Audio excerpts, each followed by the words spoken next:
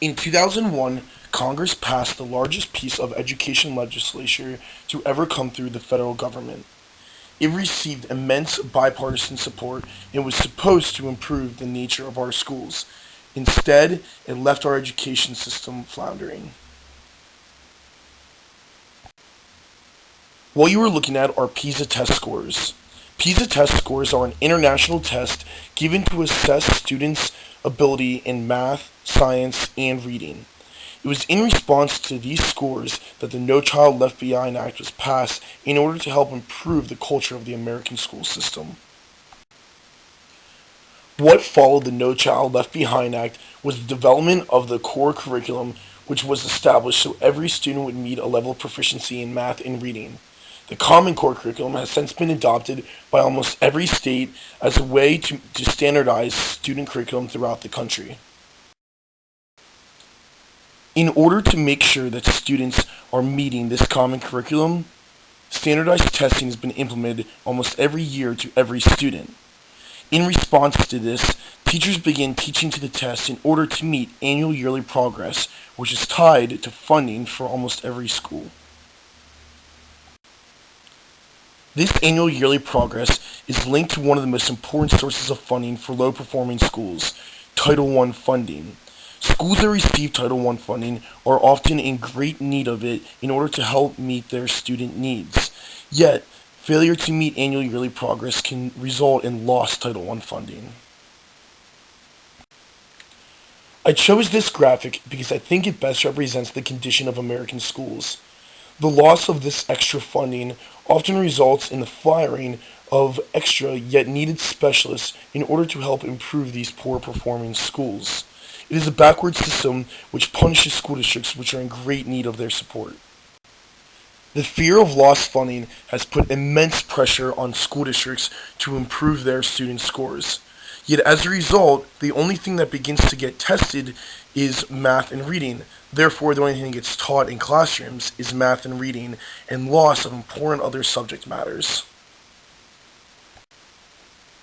Now, subjects such as the social sciences, foreign languages, art, music, gym, even important playtime such as recess for elementary kids is cut for 3 hours of math or 3 hours of reading every day in the classroom. Test preparations and the commonly referred to teaching to the test occurs in order to improve student assessment. The importance of a well-rounded curriculum has fallen to the wayside. The immense pressure to meet math and reading assessments only has created such a narrowed curriculum where other subject matters that often teach the important analytical and problem-solving skills are lost merely in response to these assessments. Yet two curriculums get taught in the United States. One to students from high-educated, high-income parents, and one to students from low-educated, low-income parents. Yet if the Common Core curriculum is supposed to support better student learning, then why is it not taught in every one of our schools and only taught in the lower performing ones? There is no evidence to support that this narrowed curriculum actually helps the lower performing, low income students or helps to reduce the achievement gap.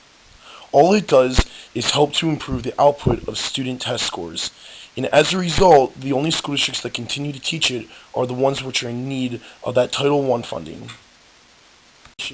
We need to return to a well-rounded curriculum for all of our students, one which holds teachers accountable for student performance without intense repercussions that tend to be more damaging to a student's long-term education.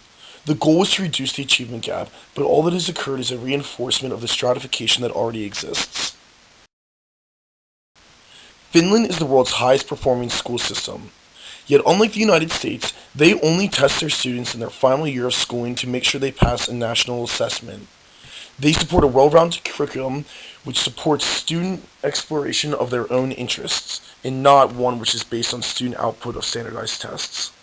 Yet rather than make the needed and obvious changes, additional incentives have been put in place to encourage teachers to improve test scores. This includes not only loss of funding, but bonuses for high student achievement.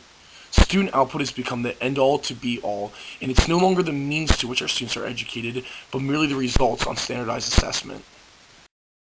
Just a few weeks ago in Georgia, 35 educators were indicted on charges related to cheating on student assessment by changing student answers. This occurred for two reasons. The first was that if they didn't meet annual yearly progress as a Title I school, they would lose too much funding. The second was that huge bonuses were being paid to teachers and administrators for student achievement. In 2014, it is expected that our schools will reach a proficiency level of 100%, a level that not even the top performing school systems in the world reach. In 2014, we will have the opportunity to reform No Child Left Behind and the ability to change how much emphasis is placed on standardized testing. We as a nation need to begin by ignoring international rankings. Not every country ranked higher than us tests all of their students and faces the same diversity issues that the United States does. It is important that we focus on improving our school system in the best way we can and not the best way in compared to the rest of the world. As a citizen of the United States, you have the ability to call on our elected officials and voice your concern. Next year is an opportunity for change in the way in which we approach our schooling. Not through fear of loss of funding or through standardized assessment, but investments in proven programs which failing school districts drastically need. It is important to remember that while we have changed the way we teach our kindergarten through 12 education, we have not changed our higher education system, which supports a well-rounded liberal arts curriculum and continues to be the best higher education system compared to the rest of the world. It is up to us to decide if we will continue to force our children into a mold. We fear that we lag behind our competitors internationally, but what we should fear is the loss of quality students.